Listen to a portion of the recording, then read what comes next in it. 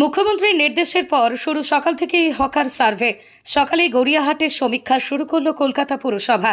পথে নামলেন মেয়র পরিষদ দেবাশিস কুমার, সঙ্গে অফিসারদের দল। হকারদের সঙ্গে কথা বলে তাদের একটি ফর্মও দেওয়া হচ্ছে। পুরসভা সূত্রে জানা গিয়েছে, হকারদের দোকান প্রতি একজনকে একটি করে ফর্ম দেওয়া হচ্ছে। সেই ফর্ম খতিয়ে দেখে পরবর্তীতে সিদ্ধান্ত নেওয়া হবে। পুরসভার পাশাপাশি সমীক্ষা করবে হকার কমিটিগুলিও। এই পুরো সমীক্ষায় ভিডিওগ্রাফি করা হবে।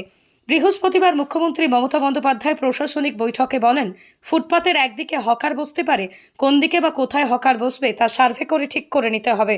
এই জন্য একটি কমিটিও গড়ে দিয়েছেন তিনি, যেখানে রয়েছেন ফিরহাদ হাকিম, অরূপ বিশ্বাস, দেবাশিস কুমার, অতীন ঘোষ এবং মলয় ঘটক। পুলিশ থেকে কমিশনারদেরও এই কমিটিতে রাখা হয়েছে। তাঁদের সার্ভের পাশাপাশি সমান্তরাল সার্ভে করবে হকার কমিটিগুলিও। তারপরে চূড়ান্ত সিদ্ধান্ত নেওয়া হবে। সার্ভে হবে মূলত গড়িয়াহাট কলকাতা কর্পোরেশনের সামনে গ্র্যান্ড হোটেল